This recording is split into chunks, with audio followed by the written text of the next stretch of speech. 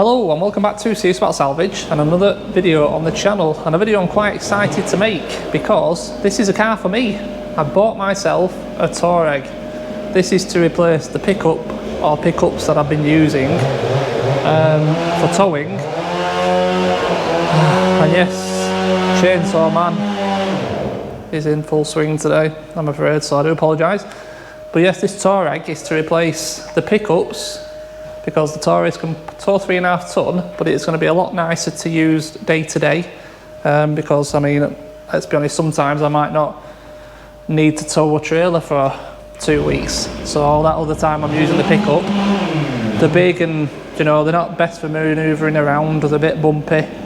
And I've fancied a Touareg for a while, and this one just happened to crop up on eBay because I've been bidding on a few at auction, going for really silly money really. This one, Christ, Chainsaw Man, I do apologise.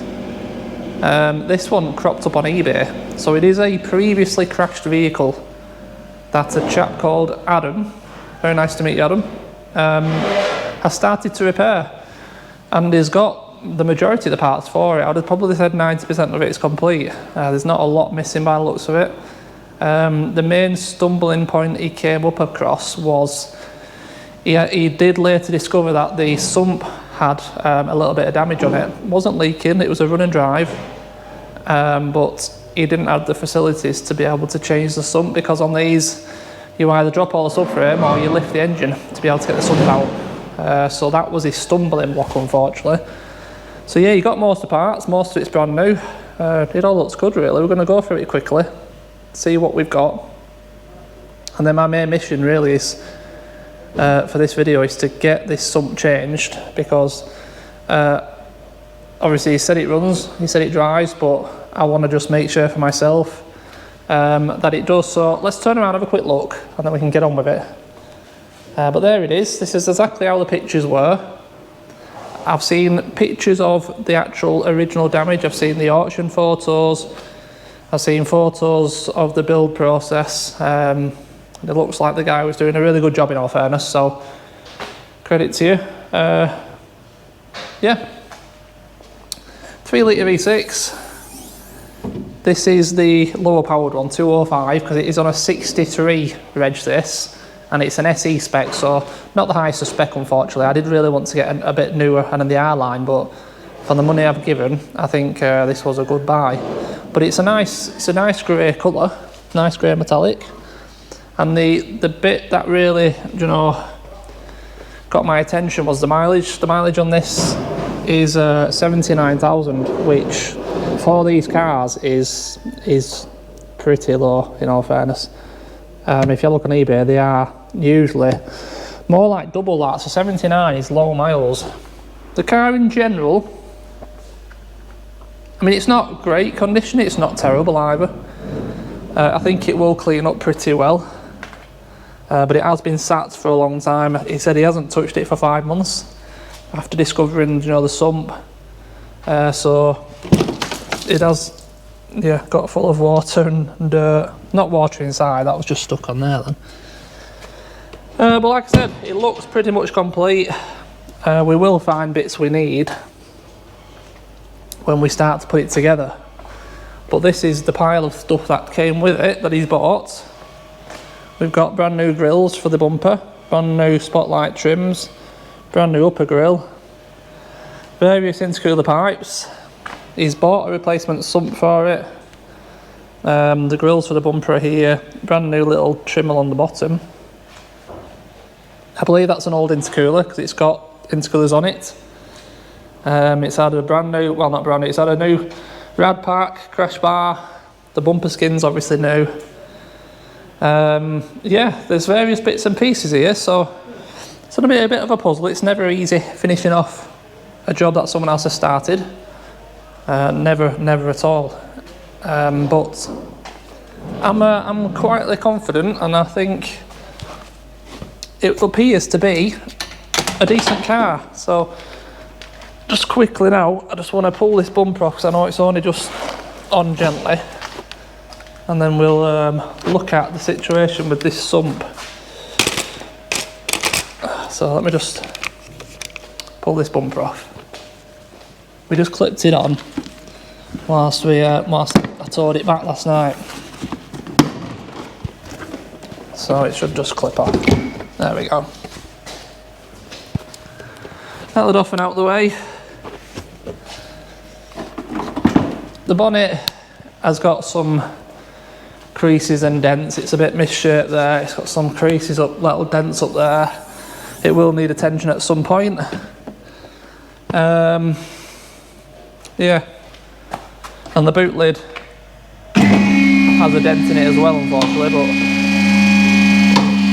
it is what it is. So the guy obviously started to remove this sump. He's back again. And he's undone it all. So if you look at the front there, he said that was the damage there, that bend, and a little bit of a dent there. So he's undone it all, but the thing doesn't physically come out, you see. That's the problem, because it's stuck on the oil pickup pipe, which unfortunately it looks like he may have broke it, or it may have been broken already. So I need to get that oil pan out, have a look at that oil pickup pipe. I think it's oil pickup pipe or baffle or something, and that may stop us from getting the sump back on today.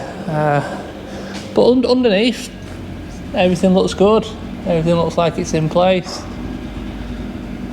Yeah, everything looks straight on the front. Not too concerned about all that.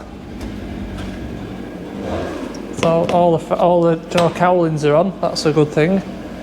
Splash guards in place, and they look fine. Yeah, they do look fine. Nothing's bolted in.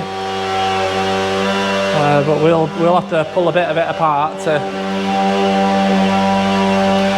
check up on everything anyway. So honestly, chainsaw man, I've not heard him with that chainsaw for weeks, and you'll know I haven't put a video up for months either. And the one day I pull the camera out, he pulls the chainsaw out. It's odds law. Oh, splinter. That's better. Right, so my idea, like I said, is to just lift this engine up. It'll only take 3 or 4 inches, and it should give clearance for that sump to come out. So we've got a lifting eye there. We've got a lifting eye on the back.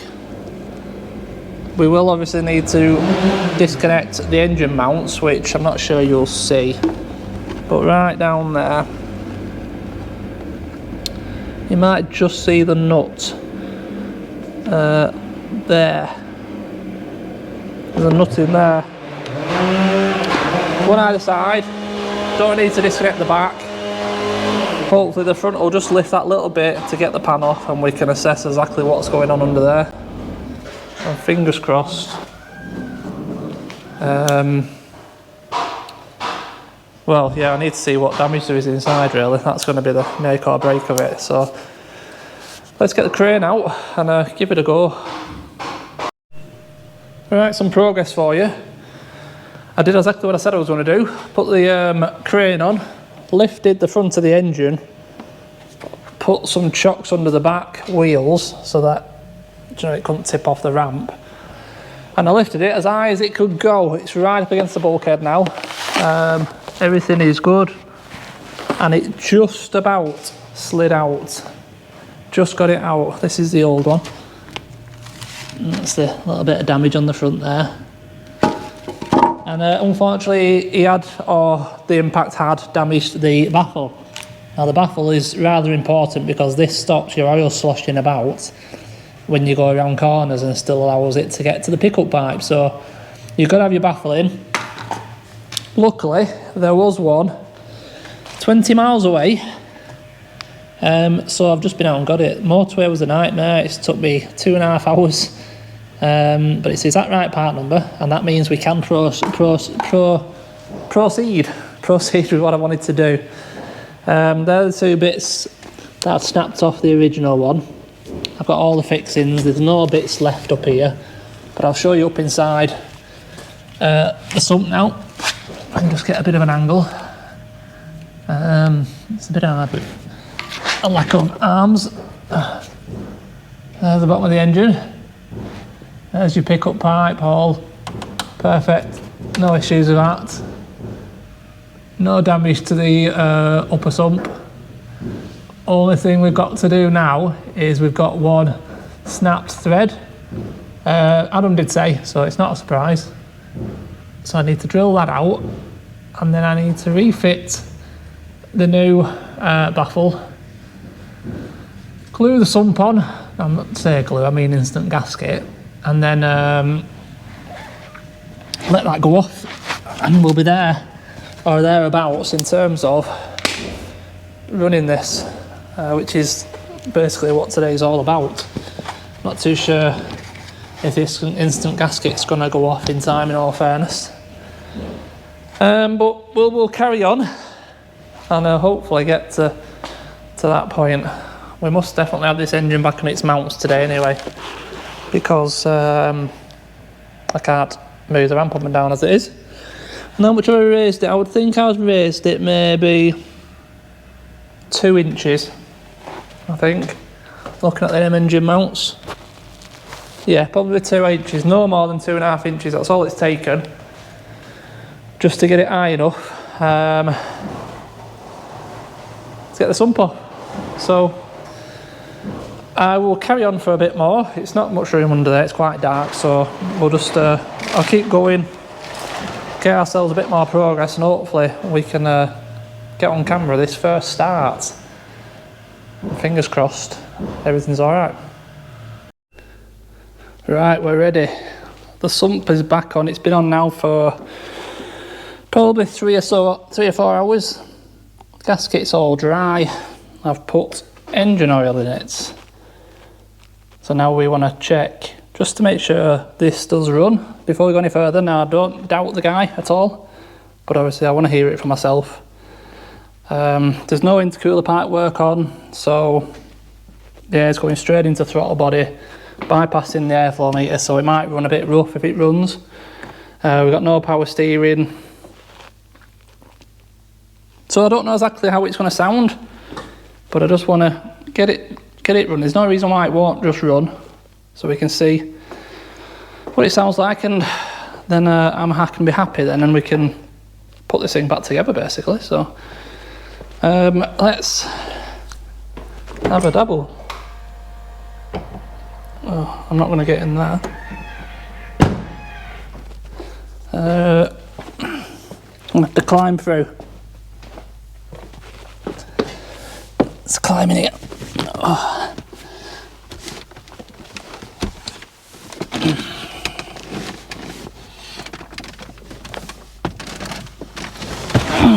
Oh. I landed. So we go 79. Oh, it's gone. Put key. We got a key. This is the ignition here. So I believe it's 1 turn left. We'll bring all the power on like it has. 79,782. Low tyre pressure warning. There's going to be loads of warnings. What's that? It's like engine, gearbox, no fuel. Lights aren't plugged in. There's no coolant in it. Yeah, I mean, whatever, it is what it is. So as far as I know, foot on brake, turn the key right, and it's got a brake pedal. Flipping heck, it started straight up.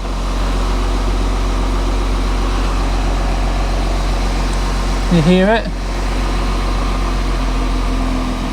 I didn't expect it to start so quick, I'll be honest. It sounds spot on, that actually. Spot on.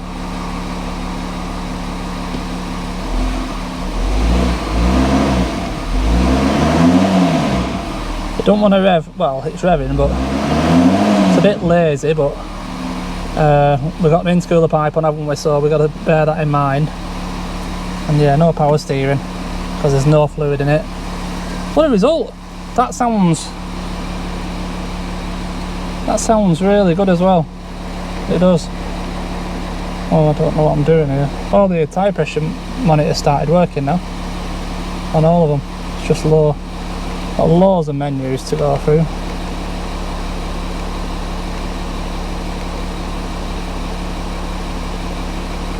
Yeah.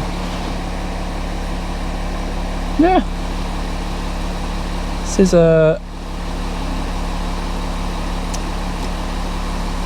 quite nice in here, in all fairness.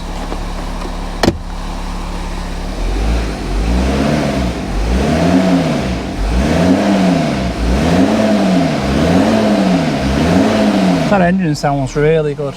Nice and smooth. It's running well.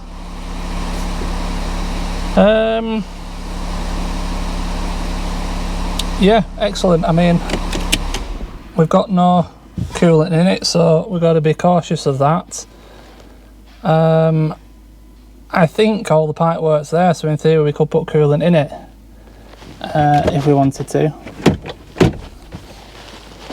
and then it would be able to run longer and stuff like that. What's next then? So let me just climb out of here and we'll have a look under it, make sure there's no oil or anything pouring out of it. Right, no signs of any oil leaking. And I've just thrown best part of 6 litres of coolant in it, and that's stayed in, so we can actually run it for a bit longer now. And I've also dropped it off the ramp because I need to get all the cars in now, and I don't want this on the top of the ramp with something underneath it. It's a big heavy car, it's a lot of strain on the ramp to leave over a weekend. So my plan is to try and see if it'll actually move now. I can try the gears, just literally just roll it outside because there's no power steering. I can then put it back in the middle at the front when everything else is in. That's the idea. So presume you just go that way. Yeah, we got coolant now, so before it all starts pouring out,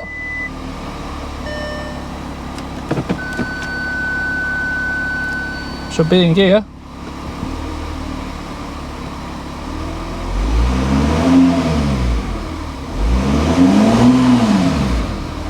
Let's try it now.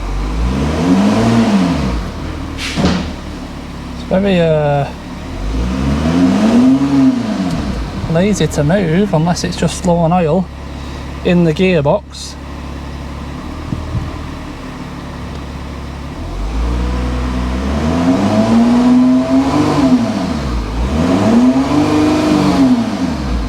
Have to rev it a lot to get it to move.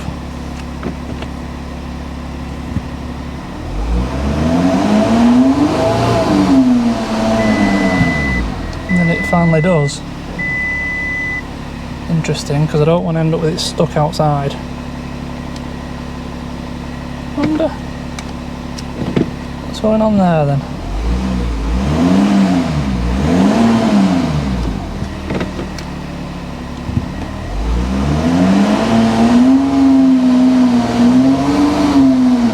Gets like 3,000 before it tries to move.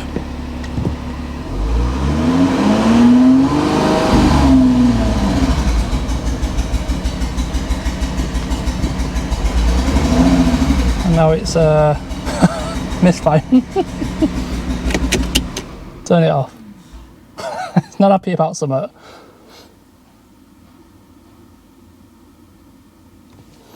Try that again. Yeah, it just dropped itself into a limp mode, didn't it?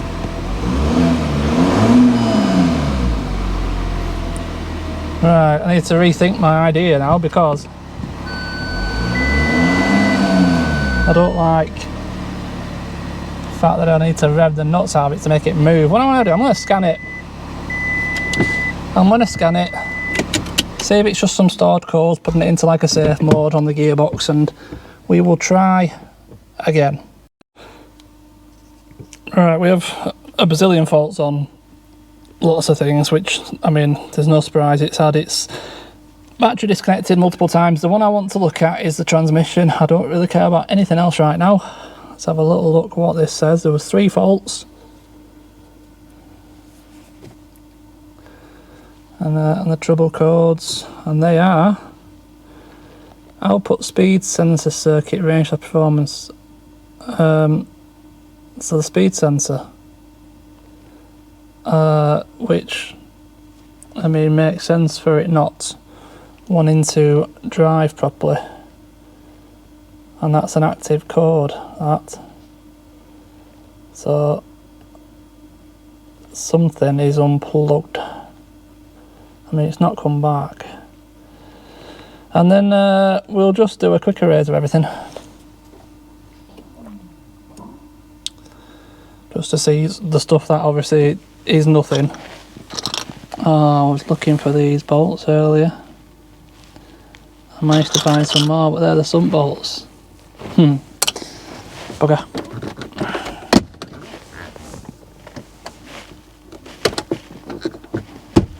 I mean, I quite like it in here actually. I think it still feels pretty modern. It's a nice jaw system in the middle.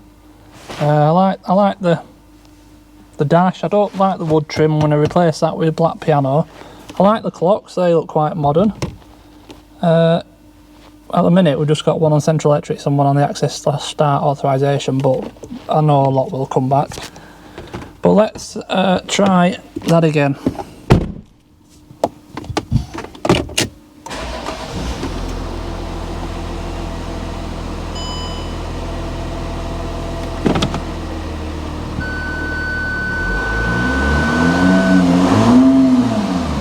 It doesn't want to move until you get it up to like 3,000 revs.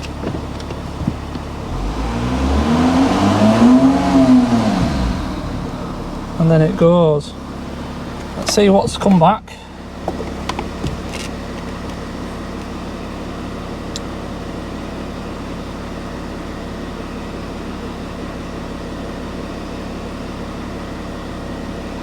Of course, nothing at the moment.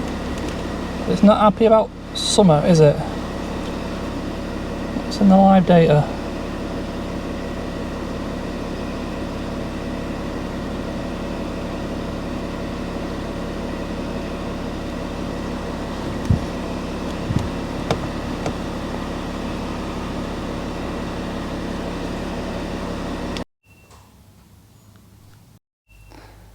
Right, after spending a bit of time trying to figure out why this thing won't move unless you rev it really hard, I did speak to Adam, and he said it was perfectly fine. It did run and drive part fine when he first until he got it. So the first logical step for us to do is probably change the gearbox oil and filter, because it is a torque converter. So when the oil goes knackered, or if it's been leaking over time and got low, you could possibly get these symptoms. So I've been this morning and I've got brand new filter kits with a new sump seal and 8 litres of oil.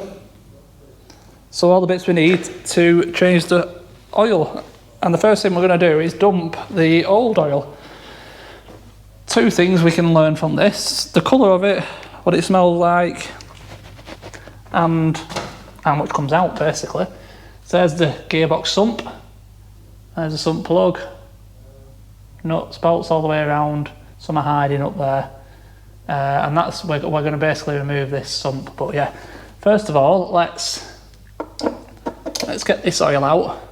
I'll get it draining, and that's it. It might tell us a bit about what's going on with it, hopefully. And I'm hoping for either a lack of oil or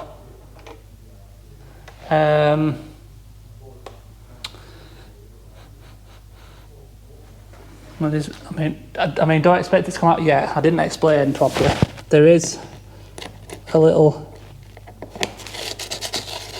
yeah, it's quite dirty. There's a little sleeve up here that you have to remove the oil, because it is low. Yeah, 100%, I can tell already. This little sleeve, you slide it in and then you fill the oil until it comes over the top of the sleeve. What? There's no gearbox oil in it, or literally no oil. This sleeve goes in the sump, and then you fill it through the sleeve until it comes over the top and out, and that's like your level.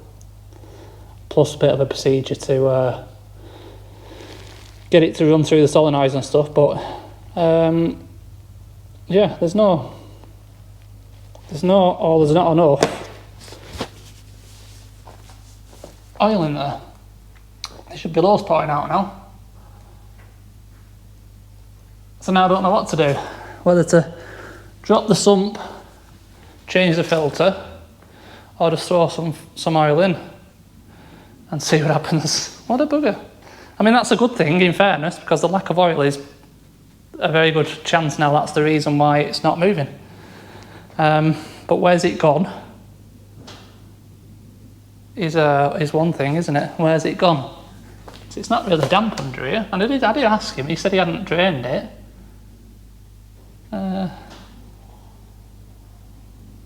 Weird. Let's drop it. Let's take the filter out. Do the filter as well, might as well. And do the job properly. Then we know what we're dealing with inside. Have a look inside it and stuff. So 10mm bolts all the way around. The front ones are tricky to get to. I don't think you can go through there, no. So yeah, I'll whip the sump off it. We'll lie it down and see if there's anything interesting in there really. And I'll show you again inside the housing of what's in there. Right, sump is off. And yeah, there was pretty much basically not even half a litre. Literally, it was just, you know, that little area that sunk down from the sump, that little like bellow in the bottom. It's just basically that much oil was left in it. So basically, yeah, it's been emptied, it's been drained. I can't see how all that will have leaked. It's impossible. It can't have leaked past that seal. That seal's all dry, so minimum it would have had up to that, you know, all that area full. So I think the guy's probably just emptied it and either forgotten or not realised he'd emptied the gearbox oil, thought it was doing engine or something. I don't know, but I mean, I'm pretty happy with that result. If that's the issue, it's just got no oil in it. There shouldn't be any reason why, if we fill it up now with a new filter, it should run, should be fine. So obviously we'll clean all this out really nice. In the bottom here, these 4 blocks, they're little magnets and they're there to catch any, you know, fine metal particles in the oil from just general wear and tear. So if you slide your finger on, see all that? That's actual metal, you know, metal shavings, which, you know, all gearboxes wear over time.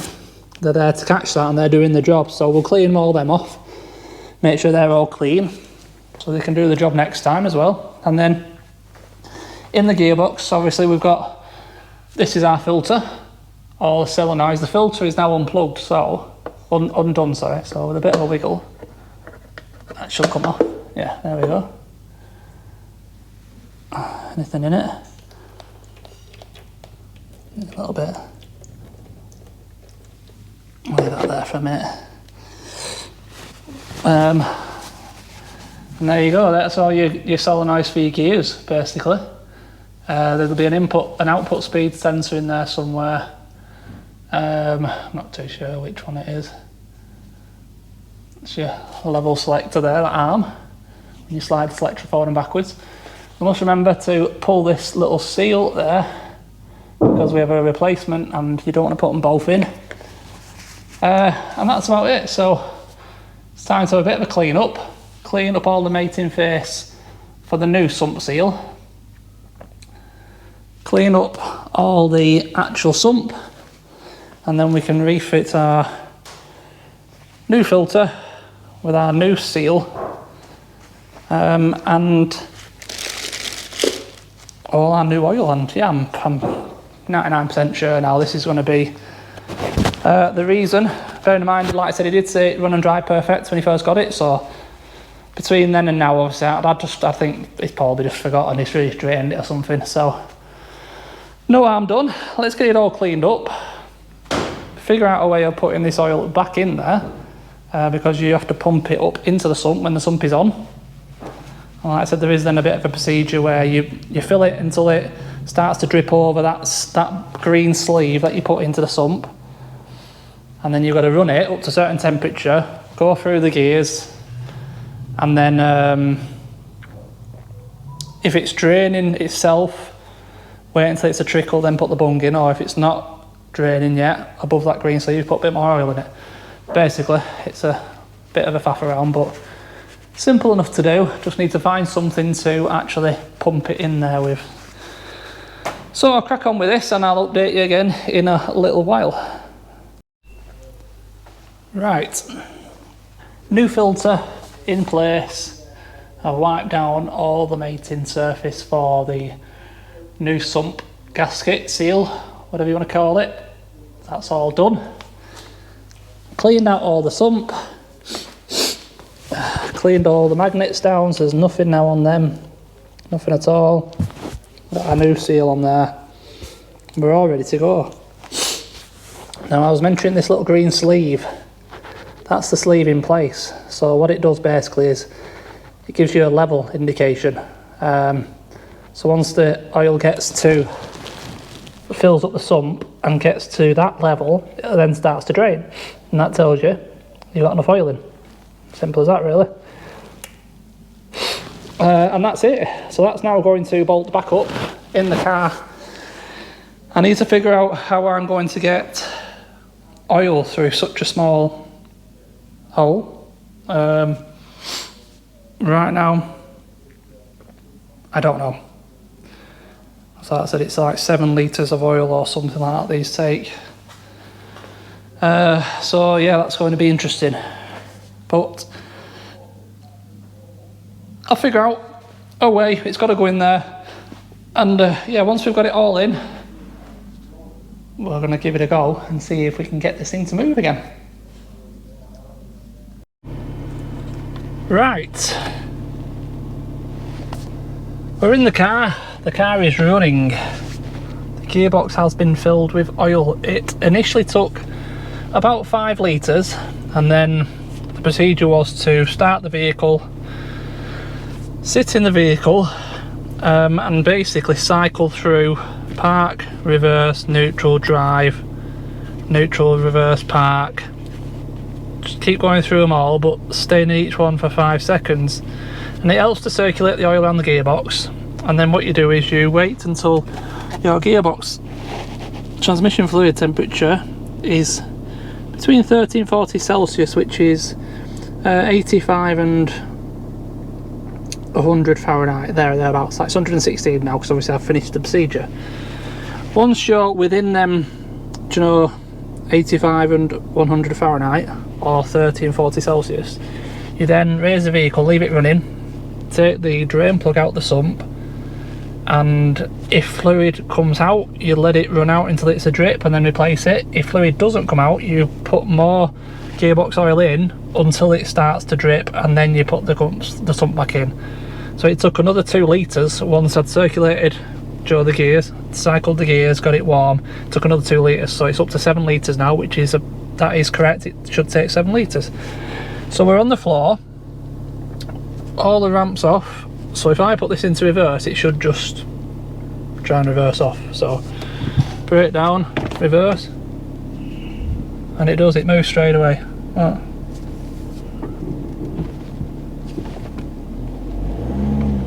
Yeah. So there we go. We just had no fluid by the looks of it. Try neutral, yep. Drive. Yep, straight into drive, and we're driving back over the ramp. That's a relief. That's a relief. Excellent.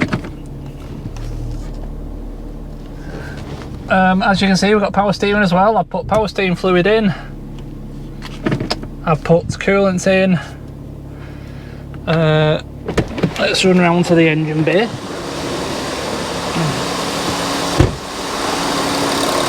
We have all the intake pipes back on. All the sensors are plugged back in. We have no engine warning light. So, we'll do. Excellent. Really, really happy.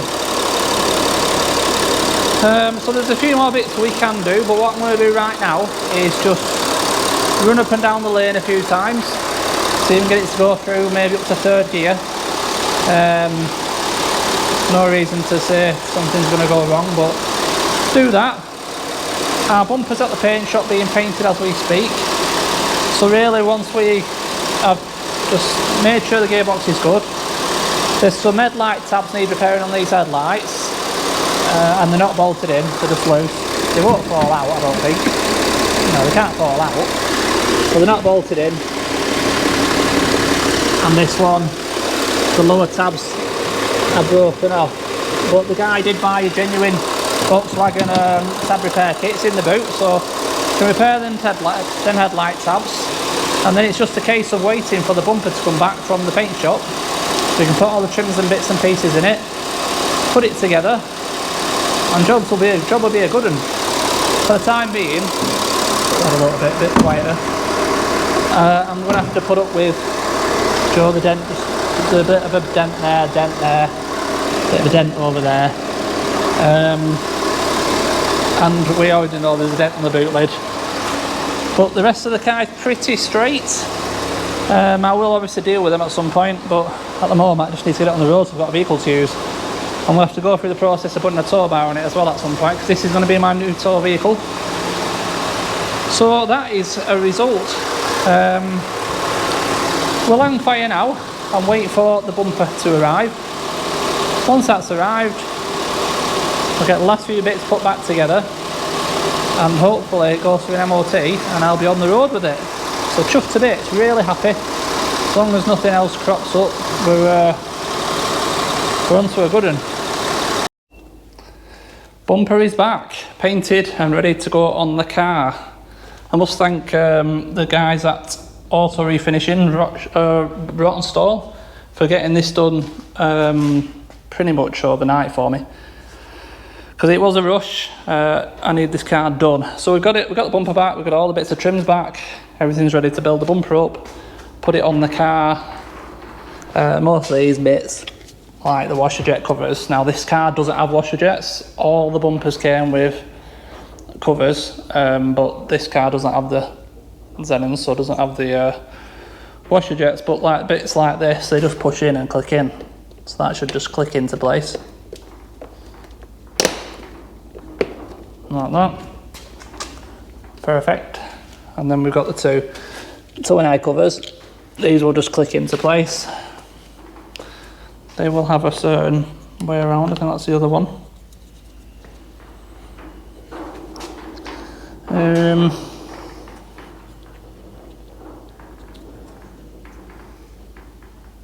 I mean, I was expecting a hole. I might have to glue that one in. So that's got the hole. There, maybe it's just covered on the other side, I can't see it right now. That should go like that. And there.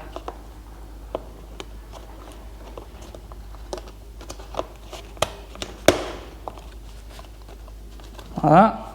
Perfect. Oh, the hole is there, I just couldn't see it, it's there.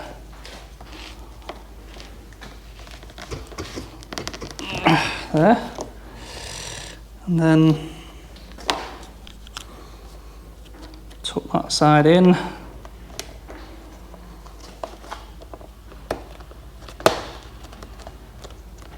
Voila. Other washer jet covers in. So it's the grills time and spotlights.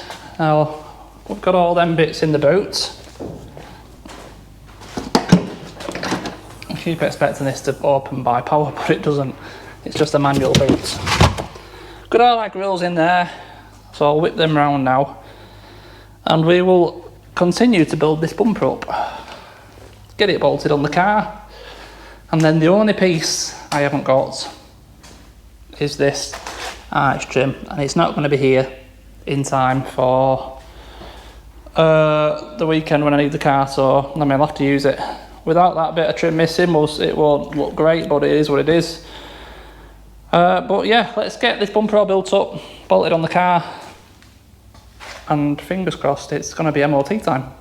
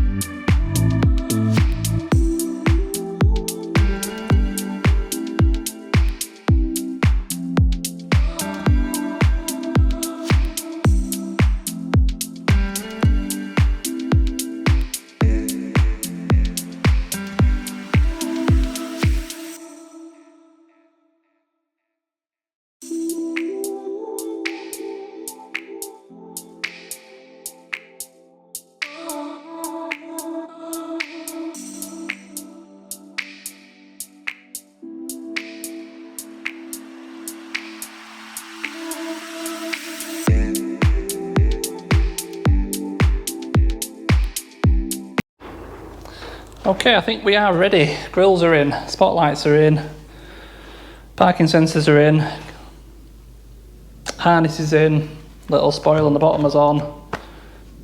I think that's it. I haven't fit the upper grill because you can fit that on afterwards, so it'll be easier just to get the bumper on and then slide the grill in separate. So this is it. We are going together. Hopefully this all goes to plan. Our wiring harness is here, ready to plug in. We have volume, we are good to go.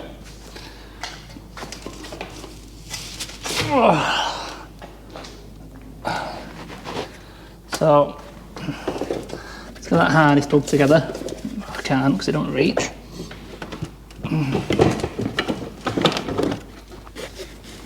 not ideal doing this on your own, trust me. Let's plug together.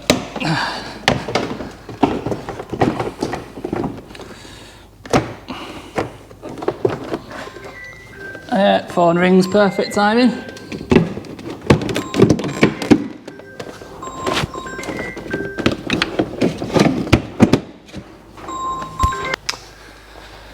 Right.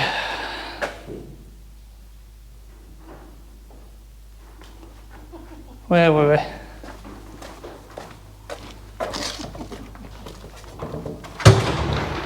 Yes, right. This should all just clip together. Definitely got that plug, yeah.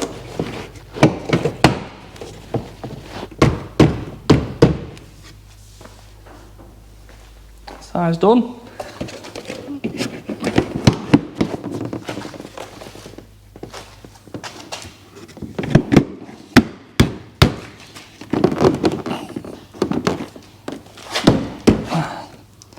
Simple as that, really. I mean, it's hard to tell. I mean, colour match looks good, actually, to be fair. Looks alright. I wasn't expecting it to be perfect, because obviously it's been painted off the car separate. But time restraints were the issue, really, so. But it looks decent, that front end now. Very nice. I've got some clips to put in down there. So that just wants moving across a little bit. Clips in there. Secure the sides. Splash guards. And then under trays back on. And we should be good.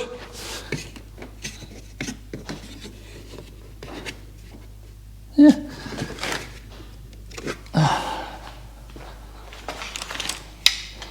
I'll get this buttoned up, we'll have another look at it,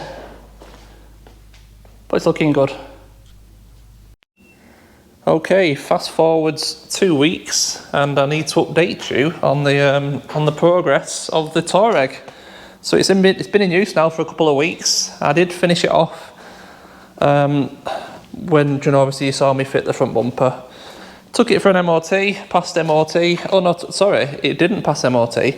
It failed on 3 snapped springs. It had both rear springs and the driver's front spring was snapped. So I've replaced all 4. That has been done because, like I said previously in the video, this was a rush job to get it done, ready to go up to Glasgow. So got it finished, took it all the way to Glasgow and back, 500-mile round trip, and now I've done another 250 round here.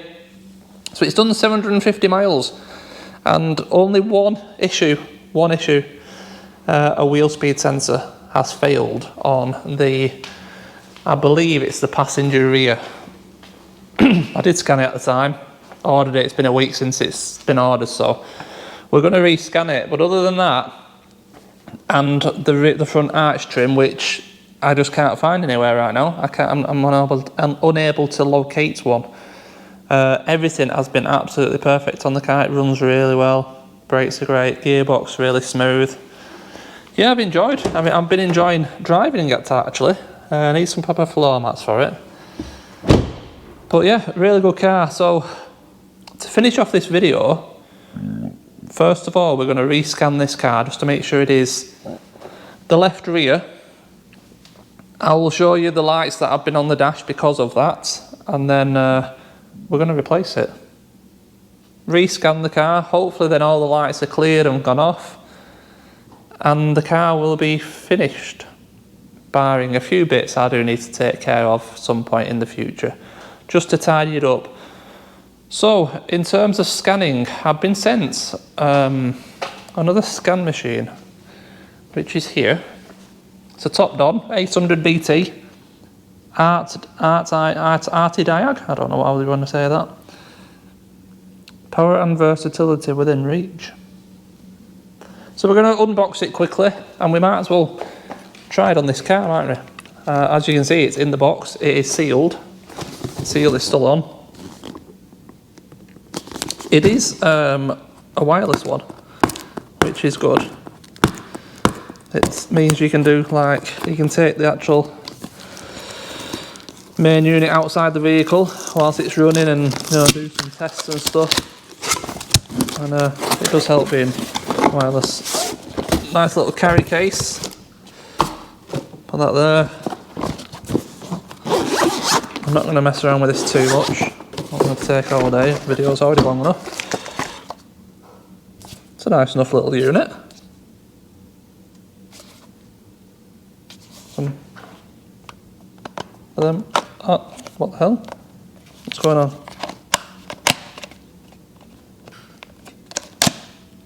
Oh right, that's the dongle. That's quite good. I like that it plugs in there. It's out of the way, isn't it? I presume it charges up through that or something, doesn't it? Something like that. Put that back in there for a minute. That's going to be where we charge. If it wants to open. Oh, it's the other way around. That's why. Charging port and a USB port for updating, I'm presuming. Power button. Powering up. The usual charge cable. Adapters for other countries. And an instruction book. I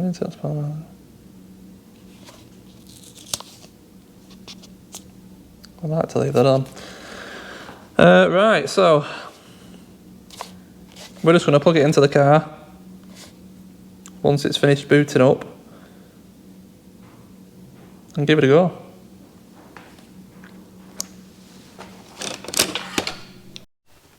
Right, we're in the vehicle. I just had to do a registry and stuff, and that's our new main screen. So we've got diagnose, OBD, maintenance and service, folder, repair info.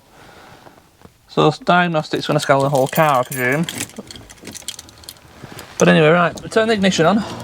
We're in the car, obviously. I will have to start it, yeah. I'll show you the lights that we got on.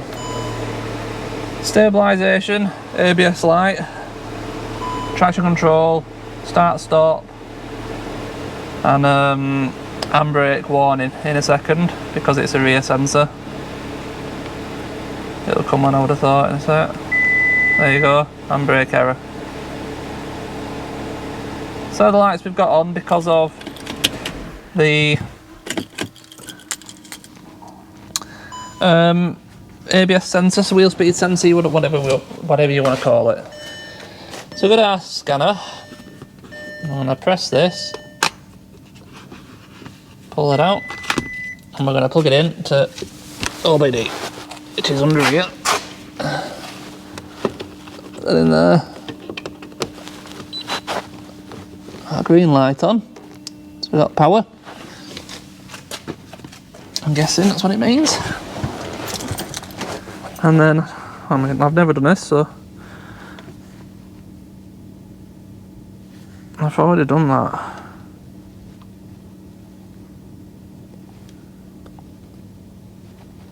Huh? I thought I'd activated it. Alright, give me a minute, I need to put a serial number in. Okay, let's try this again.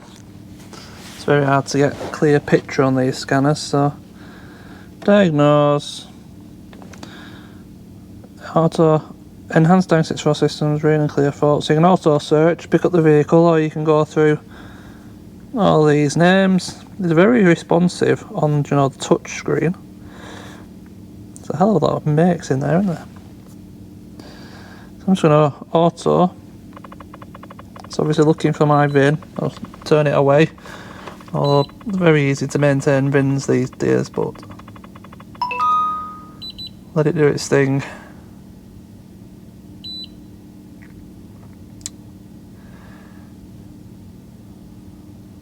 Seems to have found the VIN.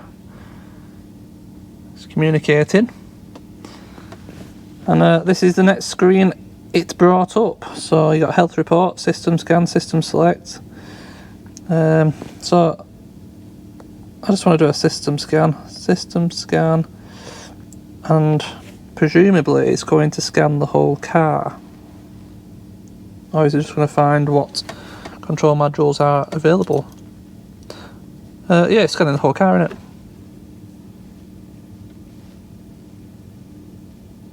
That's what it's looking like anyway.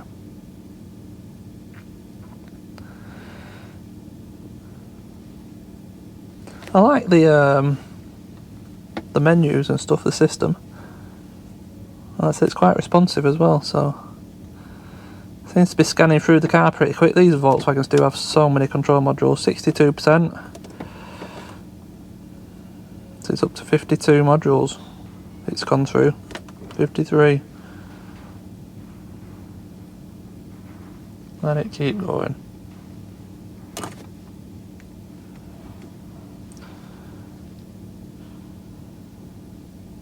Almost there now.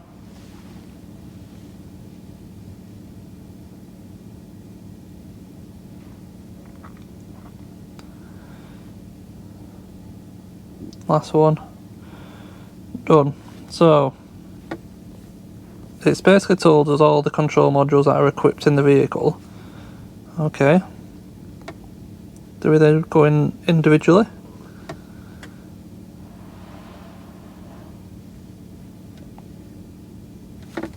Yeah, see, then you go in the modules individually, don't you, by the looks of it. Read trouble codes. This is the engine. Right. That's a O2 sensor. Okay. Let's just do what we've come to do. Brake electronics, this will tell us the wheel speed sensor situation.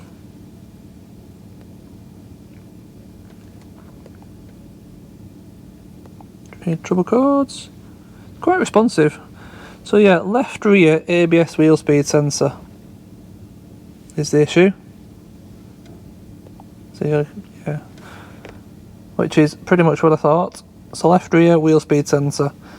Be interesting to know if there's a way just to scan the whole car for fault codes in one go, because like I said, although it's found all the control modules, you have to go on them individually to scan that module for codes.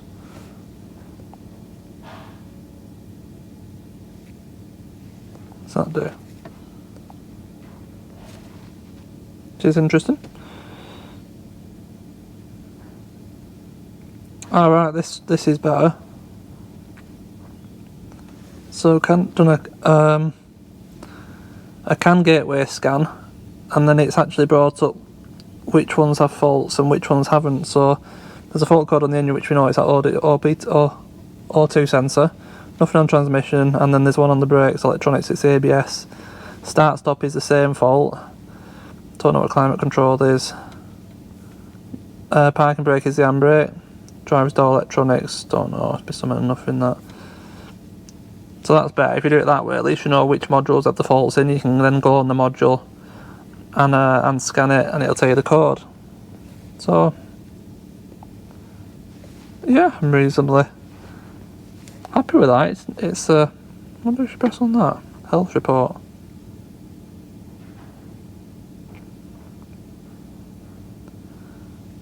See what this does. Ah, this is a better one again, isn't it? Health report. This goes through it, shows you how many faults on each control module. That's a better way of doing it, isn't it? I'm just going to pause it because I don't want to waste any more time messing. If we just go, so there's two on the brake electronics. We'll go access and authorization. So we'll go in there.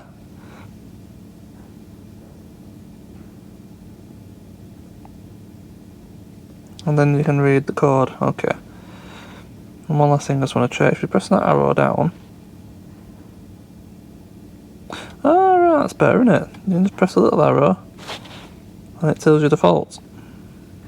That's the best way of doing it. Yeah. You can fly through them really quick. Yeah, there's no refrigerant in it, I know that. So yeah, that's the one you want to use. Health report. That's the best one. Can I? Oh, no, wait a minute. So, alright, yeah, so that's it. Alright, so let's just turn it off for the time being. turn the car off. I've got the sensor, hopefully it's the correct one, wheel speed sensor there. I'm going to swap this over now. I'll do it off camera, it's only a couple of minutes job with the wheel off. And we'll rescan it, and hopefully the codes have gone. Right, wheel speed sensor has been swapped over. It was a little bit more taxing than I expected because you've got to remove the brake caliper to get to it. Not a massive ordeal, but I was hoping not to even take the wheel off anyway. Just turn it on, see exactly what happens first, and we'll start it up.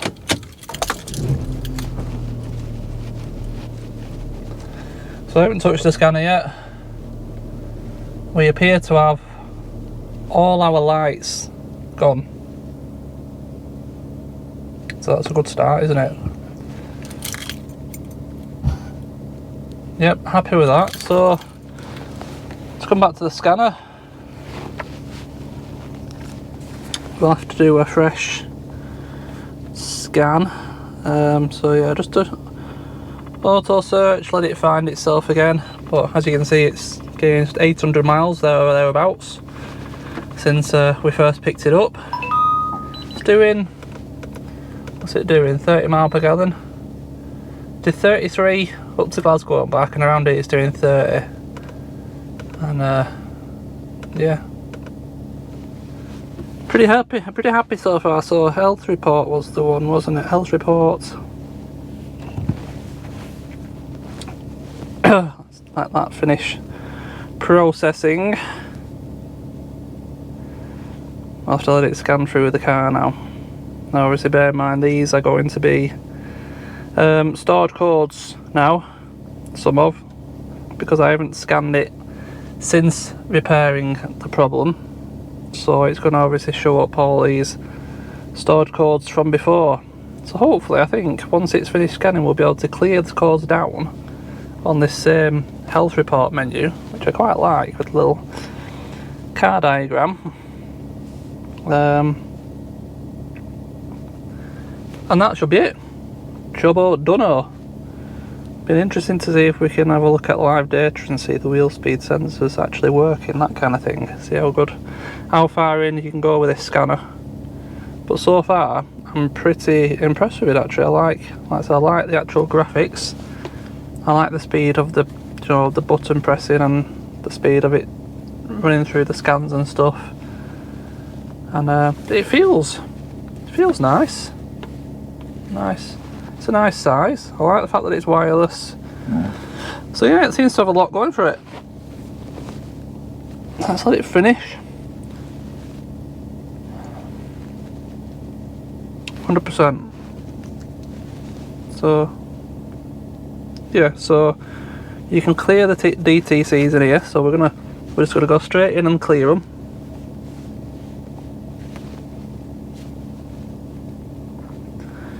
I'm guessing it then scan through the ones that had faults and just recheck if there's faults there.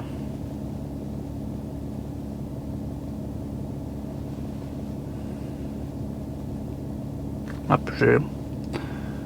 Let that finish.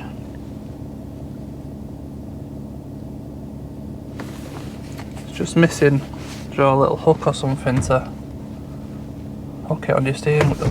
Oh. Horn works. It's hooking on your steering wheel, isn't it? So yeah, everything's cleared except for that one on the climate, which is the no refrigerant basically. So there must be stored codes, the other ones, like I said. So what I want to do, let's go in the brake electronics. So I want to see if we can look at live data.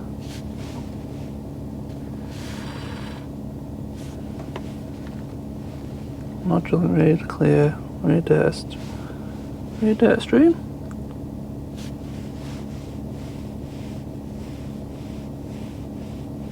Wheel speed.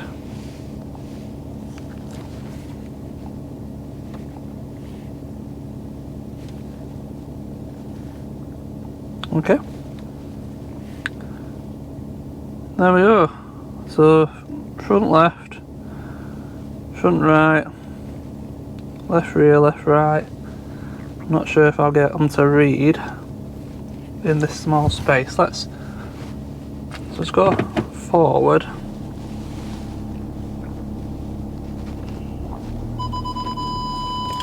Yeah, they moved, they do change, don't they? Yeah. Very nice. Front graph. No. Won't let me go on the graph, but gives you live data anyway, so that's good. So left rear was that one. How close? Yep, left rear was reading. Parking sensors are going mad because there's no room in front and there's no room behind. So I think, you know, that's a success. Not only on this scanner,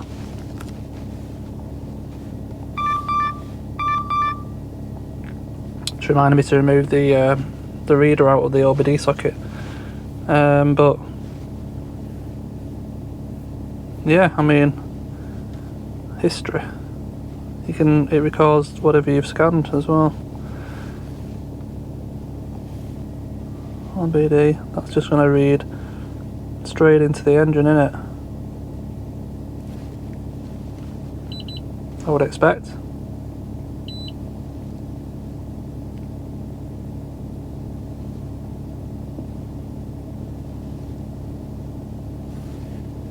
Yeah, it just gives you a quick rundown of any codes, basically.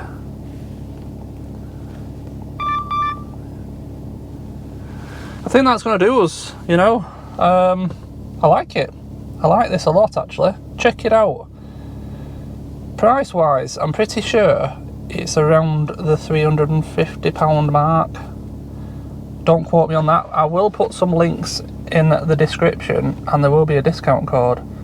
But yeah, get on the internet, check this out. I'm very impressed with it, actually. Feels nice, responds really quick. I love the menus, speed of it, does everything you want it to do. Thumbs up from me, basically. And like I said, with the bonus of it being wireless as well. Let's pull that back out. And I love the fact that it just slots into there. Well, maybe not that way around. That way. Yep. I like it. Yeah. Right. All the codes are cleared. The car's finished, barring that one arch trim, unfortunately. And obviously there is it's a pretty clean thing. Like I said, there is a couple of dents on the bonnet, to little bits, and then the only little bit then I think I've shown you before is that boot lid damage there, but that'll be easy to repair. You can obviously paint that body line there straight across and just at the bottom section. So I'll get that tarted up, and it's doing me well because I can put all my golf stuff in the back, and the golf club driver fits with twists, so you get your golf trolley in there as well.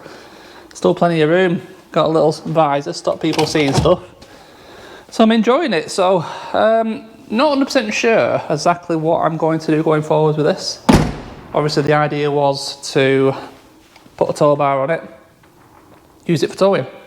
Really like the vehicle, nothing wrong with the vehicle, but this one hasn't got reversing camera, and the tow bar kit's going to be $250, the reversing camera kit's going to be $300, because if I put a tow bar on it and start putting a trailer on it, I'm going to run into the trailer without the camera.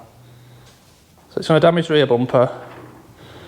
So I don't know whether to move this one on and find a bit of a later one with a bit more spec on it from factory. Not 100% decided, but very nice motor. Really enjoying driving it, so I do think I'll stick with a Touareg. I will just have to see whether it's this one or whether I go down the road and get a different one. But anyway, that's going to be it for this video. Hope you've enjoyed it. Big thumbs up. Thanks for watching. And I'll see you in the next one. Cheers.